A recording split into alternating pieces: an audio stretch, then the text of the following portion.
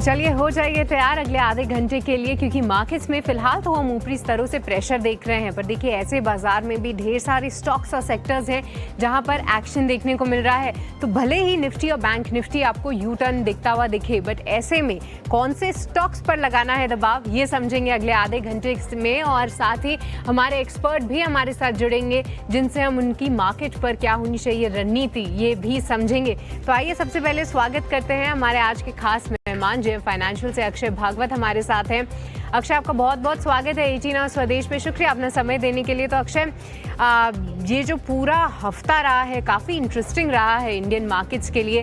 GST की positive खबर से हमने शुरुआत करी, 3 से 4 दिनों में अच्छी तेज़ी, आज थोड़ा सा रिट्रेसमेंट, पर हम फिर से 25,000 को तोड़ते हुए नीचे जा रहे हैं। अक्षय, क्या मायने लगाएं इसके, क्योंकि अगला हफ्ता और भी इंटरेस्टिंग होने वाला है। जी गुड आफ्टरनून सृष्टि जी। देखिए रिकवरी रैली थी जो 24,400 से देखने को मिली हमको, और अभी अगले हफ्ते में जो अगस्त सीरीज की एक्सपायरी है उसकी आपको उतार चढ़ाव देखने को मिल सकती है। कुल मिला के अगर कल का एक्शन देखे, जिस तरह से थोड़ी सी हमने करेक्शन देखी थी, वो एक 61.8% रिट्रेसमेंट लेवल था जो पूरे फॉल का रिकवरी था, तो उसी स्तर से थोड़ी सी आज करेक्शन देखने को मिली है। और अगर ये करेक्शन एक्सटेंड हो तो जो गैप अब हमने मंडे को देखा था, तो वो गैप फिल करने को वापस निफ्टी आ सकता है, जो गैप का लेवल करीबन होगा 24,600 से 650 का। तो हल्का सा दबाव बन सकता है आने वाले हफ्ते में। एक्सपायरी वीक है, वोलेटिलिटी रह सकती है, और कुल मिला के व्यू पॉजिटिव है, बट शॉर्ट टर्म थोड़े से फ्लक्चुएशंस के चलते बाय ऑन डिप्स वाली रणनीति बनाने का सुझाव हम हमारे क्लाइंट्स को दे रहे हैं। ठीक है, तो बाय ऑन डिप्स की रणनीति जो है फिलहाल आपको बनानी है मार्केट्स पे, पर कहीं ना कहीं ऊपरी स्तरों से दबाव ज़रूर है। देखते हैं कि किस तरीके का एक्शन पैन आउट होता है। पर चलिए स्टॉक्स फटाफट के शो में फटाफट अंदाज में आपके सामने स्टॉक्स रखने की शुरुआत करते हैं। आज का पहला स्टॉक जिस पे हम डिस्कस करेंगे वो है अपोलो हॉस्पिटल्स। देखिए हॉस्पिटल स्पेस में जिस तरीके का एक्शन था, हम लगातार हाईलाइट कर रहे थे कि क्या है इसके पीछे की वजह, और मोटा मोटी जो कारण रहा वो नतीजे ही थे। बट अपोलो हॉस्पिटल्स यहाँ पर आज एक ब्लॉक डील होती हुई नजर आई है। इंटरेस्टिंग इसलिए भी है क्योंकि प्रमोटर ने ही यहाँ पर अपनी हिस्सेदारी बेची है। 1.32% इक्विटीज का ये पूरा सौदा रहा है। हालांकि डील जो थी वो डिस्काउंट पे हुई थी, पर देखिए जो ऐसे कुछ स्टॉक्स रहते हैं जिनमें मार्केट का एक्साइटमेंट और इंटरेस्ट रहता है, तो निचले भाव पे भी अगर डील हो वहाँ पर भी बाइंग आ जाती है। और उसके बाद आप देखिए ऐसे बाजार में भी ये स्टॉक जो है कहीं ना कहीं अपने आप को हरे निशान में पा रहा है। साथ ही जो दूसरा कारण ये भी है कि जो प्रमोटर ने ये भी साफ किया है कि जो भी इस पूरी डील से रकम आएगी उनको कहीं ना कहीं वो उसका कर्ज को कम करने के लिए इस्तेमाल करेंगे। जो प्लेज शेयर्स हैं वो छुड़ाते हुए दिखेंगे, और अब उसका जो भी परसेंट और रेशियो है वो भी काफ़ी नीचे आता हुआ दिखा है। अक्षय, चार्ट्स क्या बता रहे हैं, क्योंकि निचले स्तरों से ऊपर तो आया है अपोलो हॉस्पिटल्स, पर क्या यहाँ से चलने के लिए तैयार है? जी बिल्कुल, मोमेंटम काफ़ी स्ट्रॉन्ग है, क्योंकि अगर आप चार्ट स्ट्रक्चर को देखें तो एक स्ट्रॉन्ग रेजिस्टेंस हुआ करता था 2025 के बिगिनिंग ऑफ द ईयर में, जो 7500 का था। उस लेवल को कुछ दिन पहले हमने बहुत ही स्ट्रॉन्ग वॉल्यूम्स के साथ ब्रेकआउट होते हुए देखा है, तो एक पॉजिटिव मोमेंटम सेट करता है ये ब्रेकआउट। और अगर गए 5 दिन का ट्रेड देखे, हालांकि थोड़े वॉल्यूम्स लो है, बट कहीं ना कहीं स्टॉक धीमी गति से जो है स्टॉक का अपना जो मोमेंटम है वो गेन कर रहा है। तो मेरे हिसाब से टेक्निकली काफ़ी स्ट्रॉन्ग है। सपोर्ट जोन फिलहाल अगर आप शॉर्ट टर्म ट्रेडिंग के माध्यम से देख रहे हो तो 7700 का बन पा रहा है, और अगर यहाँ से उछलता है स्टॉक और वापस मोमेंटम गैदर करता है तो 8150 या 8200 तक आप टारगेट का प्रोजेक्शन करके चल सकते हैं। ऑलराइट, तो अपोलो हॉस्पिटल्स अभी भी ऊपर के टारगेट्स आते हुए दिख रहे हैं। ये कॉल आती हुई अक्षय की तरफ से। पर चलिए अब दूसरे स्टॉक पे चर्चा करते हैं, और वो है ईडलवाइस फाइनेंशियल सर्विसेज। कुछ समय पहले ही यहाँ पर खबर आई कि फाइनली अब इनके ईडलवाइस म्यूचुअल फंड में जो डील होने वाली थी वो हो चुकी है। वेस्ट ब्रिज कैपिटल जो है 15% स्टेक एक्वायर करेगा ईडलवाइस म्यूचुअल फंड का, जहां पर ये पूरी डील 450 करोड़ रुपए की होगी। तो 15% स्टेक इन्होंने 450 करोड़ रुपए में लिया है। कुछ समय से इसकी बातें हो ही रही थी, बट इसके साथ साथ ये डील की खबर के बाद अगर हम स्टॉक प्राइस मूवमेंट को देखें तो एक छोटा सा स्पाइक ज़रूर था, पर फिर से ये गिरावट का ही शिकार हो रहा है। तो कहीं ना कहीं ये जो न्यूज़ को लेकर एक्साइटमेंट था, ऐसा लग रहा है कि प्राइस में ऑलरेडी फैक्टर्ड इन था। पर अक्षय, आपको क्या लगता है, यहाँ से थोड़ी और गिरावट का शिकार होगा या फिर निचले स्तरों पे खरीदारी के मौके ढूंढे इसमें? जी देखिए, टेक्निकली एक न्यूट्रल शॉर्ट टर्म सेटअप है। न्यूज़ के चलते थोड़ा सा जो है स्टॉक में मोमेंटम बन पा रहा है। दोनों तरफ मैं कह सकता हूँ, थोड़ा सा उछाल भी देखा हमने पहले, फिर अभी स्टॉक डेज लोज के आसपास ट्रेड हो रहा है। लेवल्स के साथ रहना आपको, इसमें जो इंपॉर्टेंट लेवल्स बनेंगे शॉर्ट टर्म ट्रेडर के लिए वो है 101, ये आपका स्ट्रॉन्ग रेजिस्टेंस है, और कहीं ना कहीं 90 पे एक शॉर्ट टर्म सपोर्ट जोन है। तो वेट एंड वॉच वाली रणनीति है, क्योंकि कोई क्लैरिटी डायरेक्शन ट्रेड्स की नहीं बन पा रही है चार्ट्स पे, तो जिनके पास है उनको 90 के स्टॉप लॉस से होल्ड करने की राय रहेगी। ऑलराइट, तो ईडलवाइस फिलहाल अक्षय इसको बोलें कि इसको अवॉइड करना ही बेहतर होगा? जी बिल्कुल, अवॉइड करना बेहतर होगा।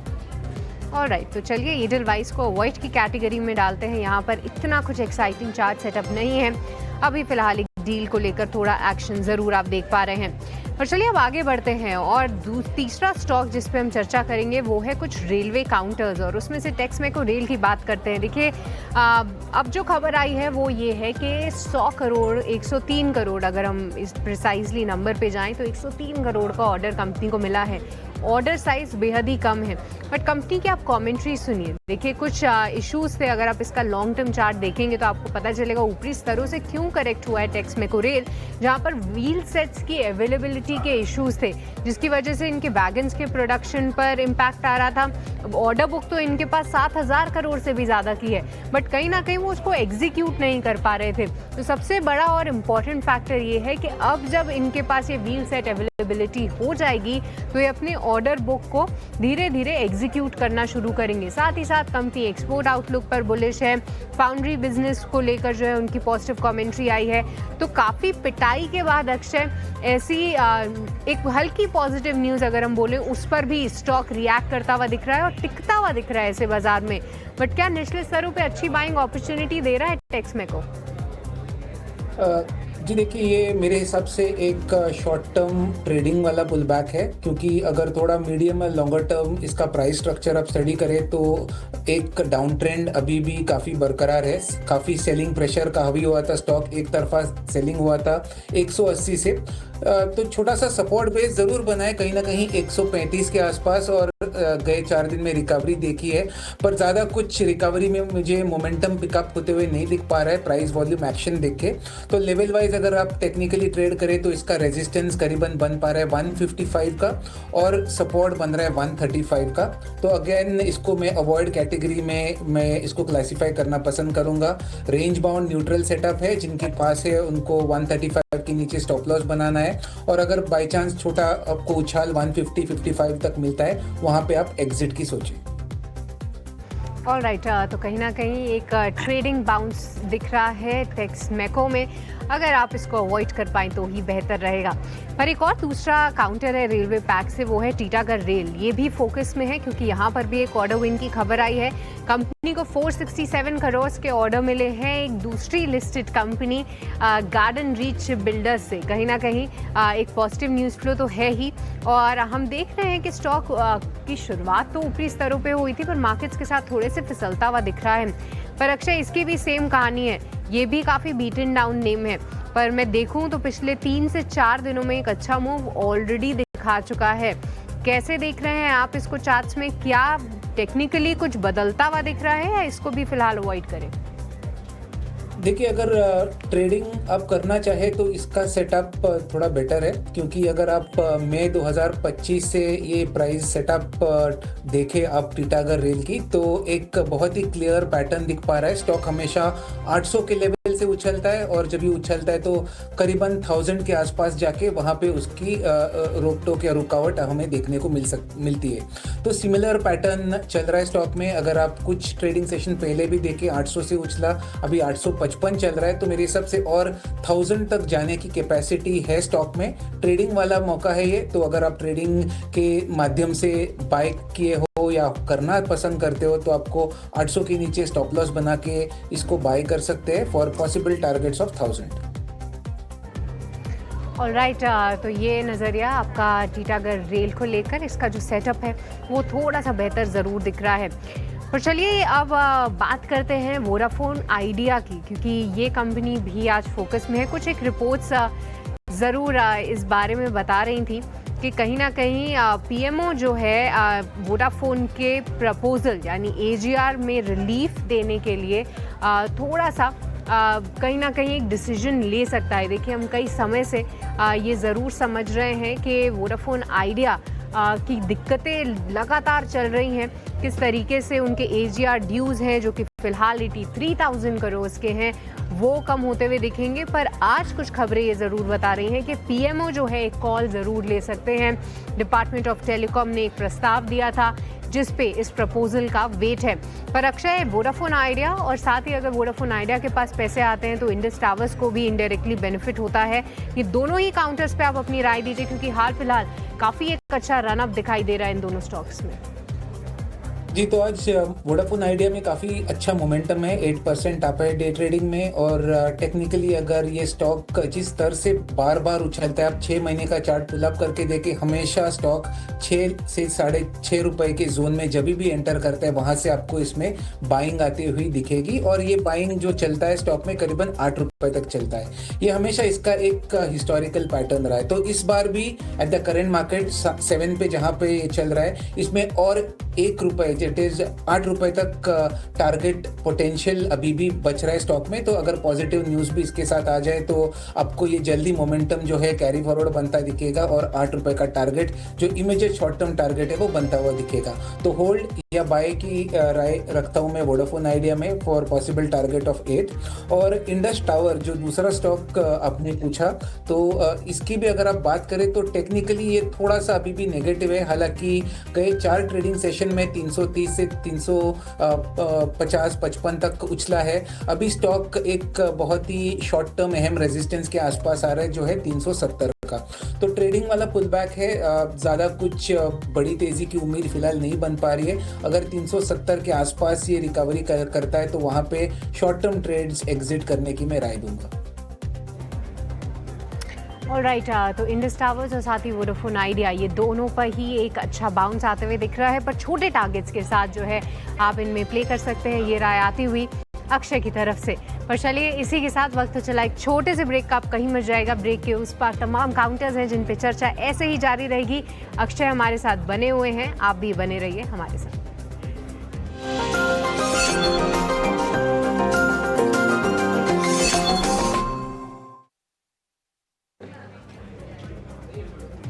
ब्रेक के बाद आपका स्वागत है स्टॉक्स फटाफट में। पर चलिए, हमारे साथ अक्षय बने हुए हैं और उनसे हम चर्चा कर रहे हैं ढेर सारे स्टॉक्स की, जहां पर फिलहाल आप मार्केट में एक्शन देख रहे हैं।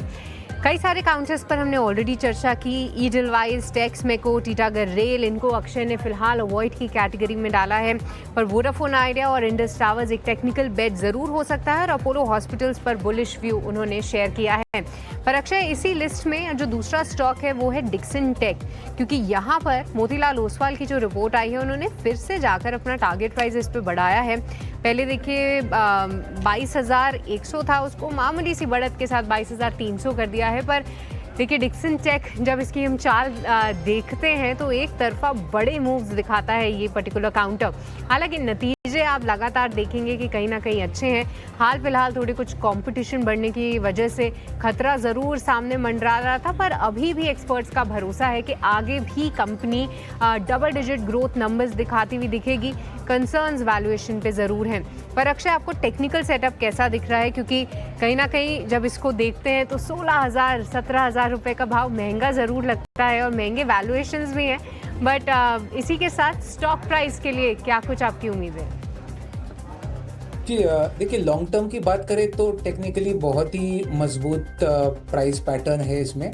बस दिक्कत है कि आपको ये ट्रेड कहाँ टाइम करना है, क्योंकि शॉर्ट टर्म अब गए 4 महीने का एक्शन देखे तो 17,000 17,100 ये जो जोन है स्टॉक के लिए बहुत ही एक स्वीट स्पॉट है, क्योंकि इसी स्तर पे बार बार स्टॉक रेजिस्ट कर जाता है। वहाँ पे प्राइस रिजेक्शन बन पा रहा है और वहीं से स्टॉक हमेशा एक सेलिंग का शिकार हो जाता है, जहाँ पे हमने 15,000 या 14,000 तक निचले के स्तर हमने गए 3-4 महीने में देखा था।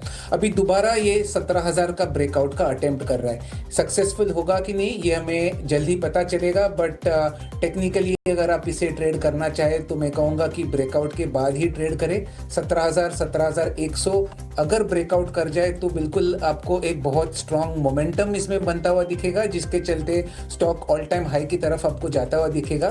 फिलहाल बहुत ही क्लोज या डेंजरस जोन या पिवोटल जोन आप कह सकते हैं, क्योंकि ब्रेकआउट अभी तक हुआ नहीं है, तो थोड़ी वेट एंड वॉच वाली रणनीति बनाइए। ब्रेकआउट के बाद पार्टिसिपेट कीजिए लॉन्ग में, ये मेरी राय रहेगी। ऑलराइट, तो ब्रेकआउट का वेट करिए और उसके बाद ही आप डिक्सन टेक में, माफ़ कीजिएगा, आपको ट्रेड करना है। ये राय आती हुई अक्षय की तरफ से। और चलिए अब आगे बढ़ते हैं और वक्त हो चला है आपको इस वक्त के ऑप्शन की स्ट्रैटेजी बताने का। रुक करेंगे हमारे अगले सेगमेंट मुनाफे के ऑप्शन का।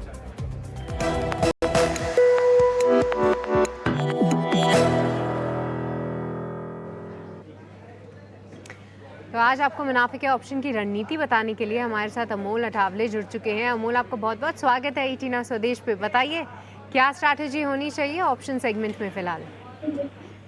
जी नमस्ते and good afternoon. Bajaj finance के साथ जाना चाहूंगा। पोजिशनल पॉइंट ऑफ व्यू से देख रहा हूँ, सितंबर सीरीज का देख रहा हूँ। 930 का कॉल ऑप्शन 14-15 रुपीज के आसपास चल रहा है। पोजिशनली टारगेट निकल के आ रहे 30 रुपीज के, और स्टॉप लॉस रहेगा उसका 10 रुपीज का।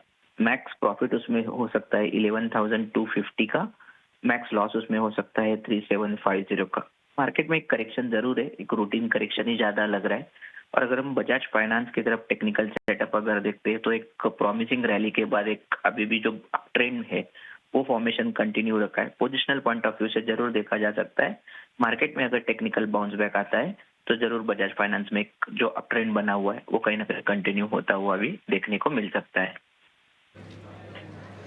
ऑलराइट, बहुत बहुत शुक्रिया अमोल, आज ये हमें ऑप्शन की रणनीति बताने के लिए। तो देखिए, बजाज फाइनेंस कॉल ऑप्शन के जरिए आप यहाँ पे ट्रेड ले सकते हैं। इससे जुड़े स्टॉप लॉस और टारगेट भी आपकी स्क्रीन पे है। पर हम आपको ये भी बता दें कि एफएनओ सेगमेंट में 10 में से 9 लोगों को नुकसान ही होता है।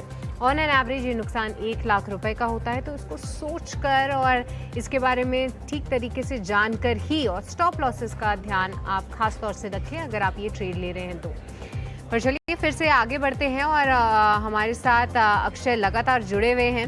और अक्षय, इस शो की समाप्ति करें उससे पहले आज कुछ गिरने वाले शेयर्स में सीमेंट काउंटर्स काफ़ी दिखाई दे रहे हैं। चाहे आप इंडिया सीमेंट्स बात कर लीजिए, स्टार सीमेंट, अल्ट्राटेक, ग्रासिम, ये सभी थोड़ी सी गिरावट का शिकार हैं।